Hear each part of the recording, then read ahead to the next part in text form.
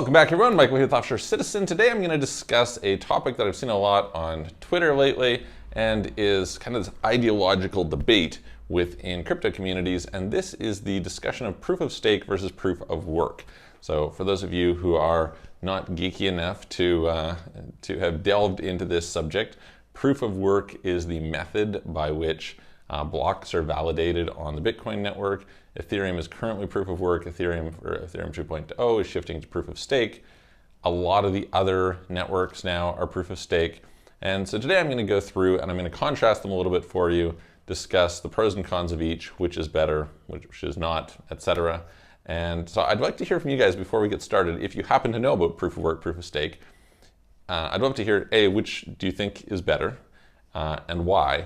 And we can kind of see, you'll probably come up with many of the same things that we're going to discuss here, but that being said, it's a fun discussion. So before we do that, if you haven't already, please hit the subscribe button, hit the notification bell. Really appreciate your support. If you would like help with international structuring, international tax planning, asset protection, forming companies, opening bank accounts, getting residencies, getting citizenships, etc., please reach out to me. You can book a call, calendly.com/Michael-Rosmer. There's a link in the description below, or send a message through our websites, offshorecitizen.net or offshorecapitalist.com. All right, so maybe a bit of background on the reason why proof of work or proof of stake exist.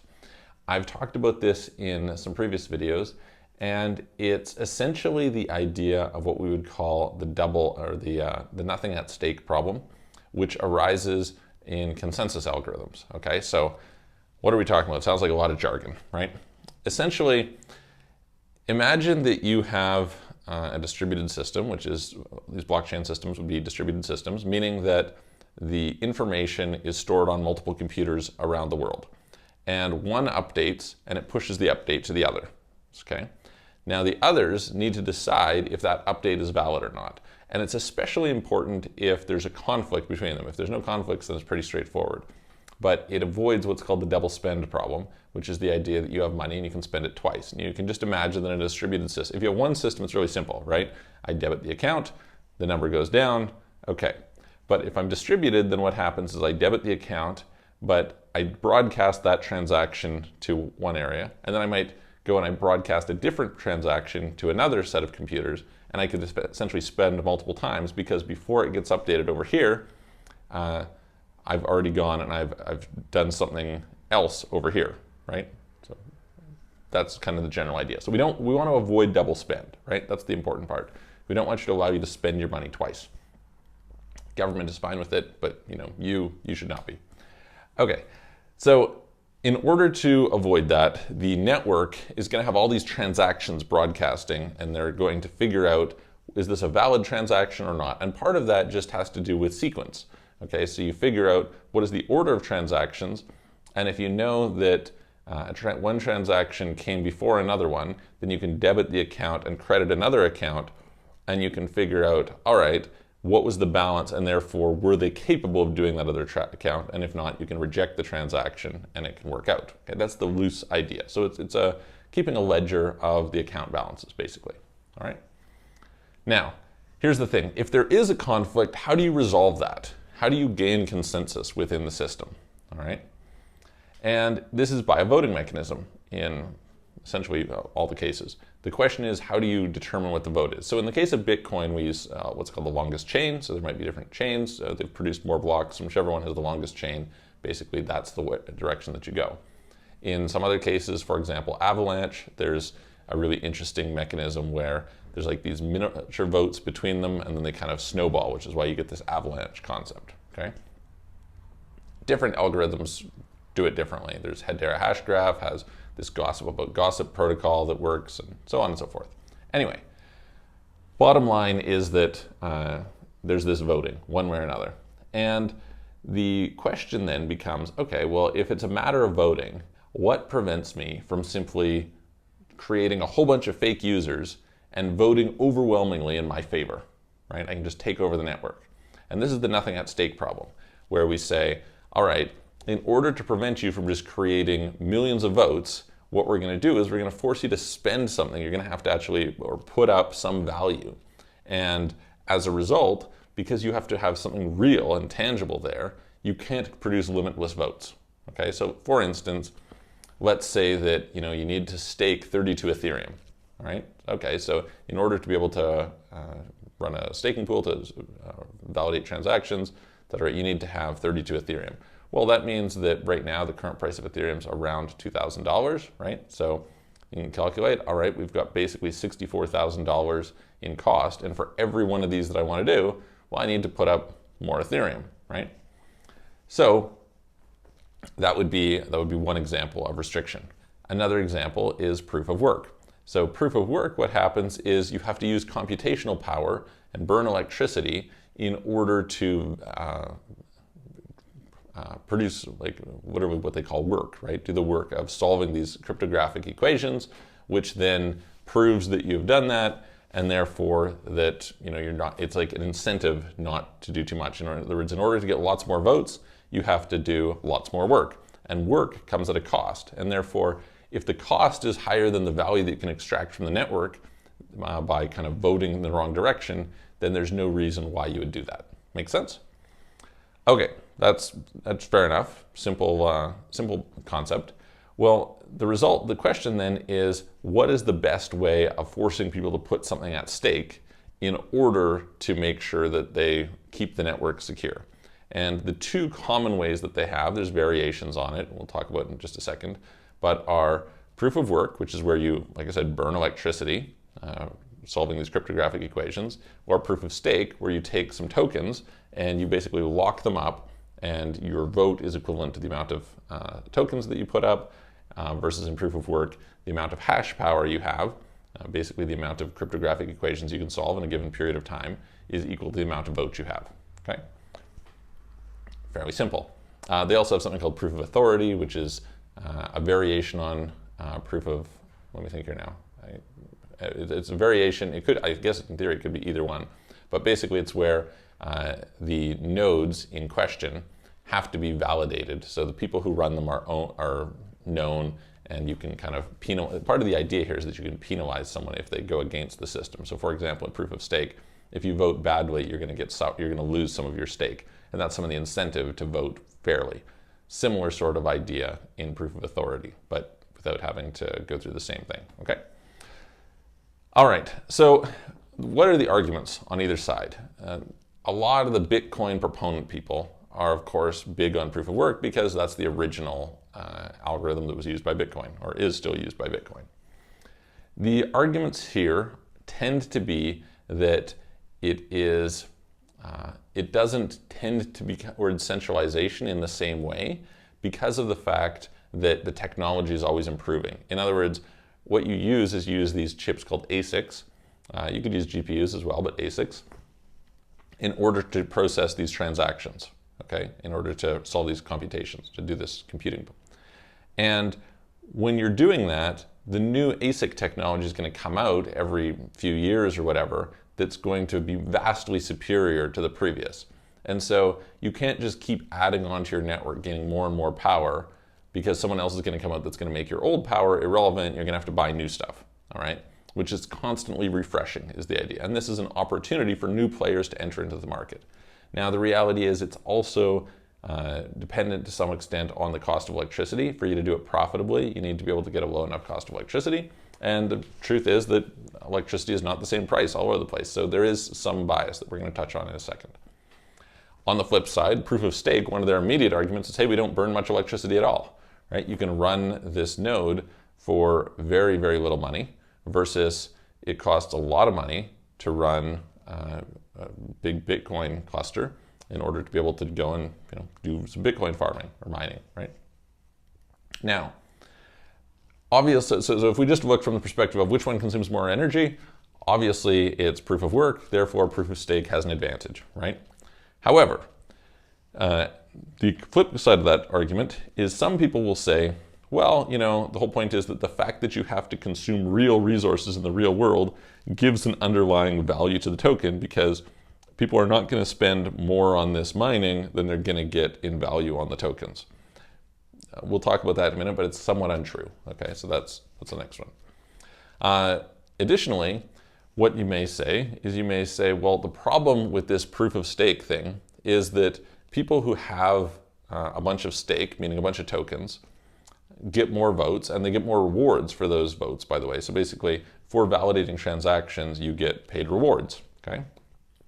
And that causes a gradual accumulation, so you get more and more and more. And so those who have more end up getting more, which causes them to have more, and it gradually centralizes the network, okay? That's kind of this other argument. Now, underpinning all of this, you should have the idea that the whole purpose of this is to have security in the network. And it's worth understanding that there are different security considerations. So I talked in a video a little while ago about what has gone on in China with them kind of kicking up miners, etc. Well, how does that work? If you think about this, a sovereign government has the ability to go into a physical place, and it's really obvious where that physical place is because they're consuming a ton of electricity. By the way, there's a counter argument to the consumption of electricity, which is some people may argue a bunch of that electricity wasn't going to get used anyway, and so this is putting it into kind of like a storable form. I think it's a tenuous argument for the most part because the majority of the electricity isn't like that, but it is a argument.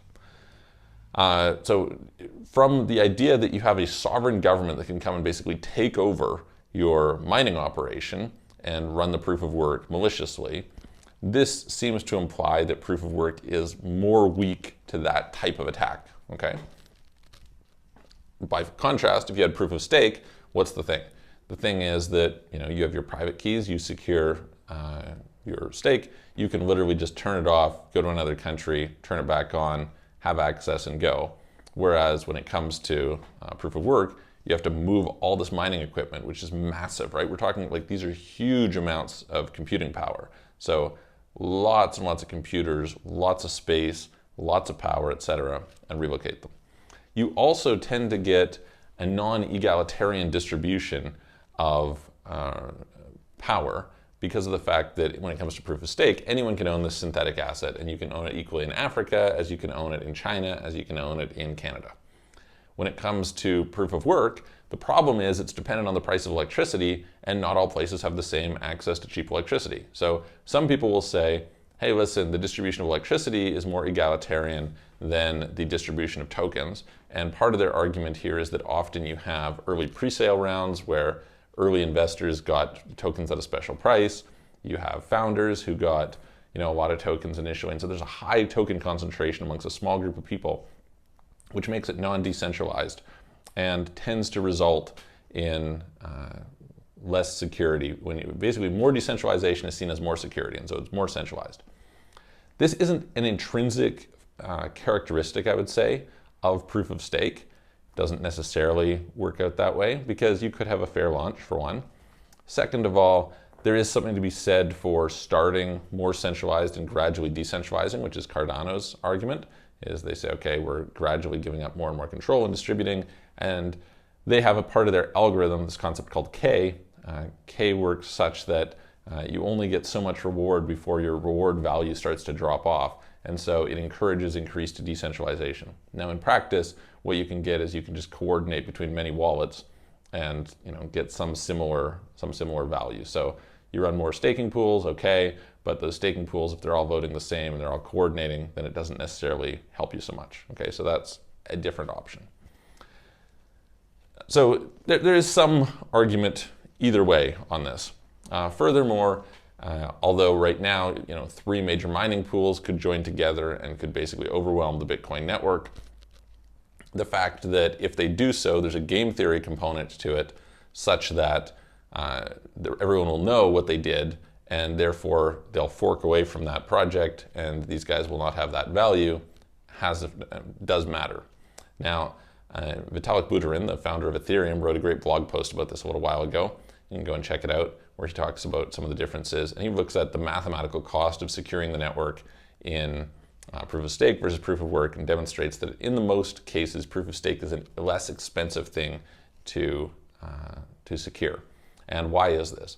Well, part of the reason is that if you have people who are on proof of work, what's going to happen is that, let's say they run their system, and provided the algorithm is relatively the same, you can go, okay, perfect.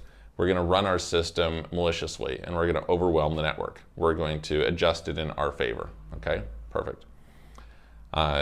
Now, what can the community do? The community can say, okay, we're going to basically fork off of that and go and do a different version. Well, the problem is these guys still have their mining power, and they can just plug their mining power into the next one, and the next one, and the next one. There's not a lot you can do about that. Versus with proof of stake, because somebody has a financial economic investment, right? Say they invested $100 million in tokens in order to have enough vote in order to maliciously overcome the network. When the rest of the community says, hey, we're going to do a soft fork off of that, we're basically going to exclude those people. They've lost their 100 million. They can't do anything with it there. And as a result, they need to spend another 100 million to do it again. You can just perpetually do this, which makes it more difficult to overwhelm that proof of stake network than the proof of work network. So, pros and cons.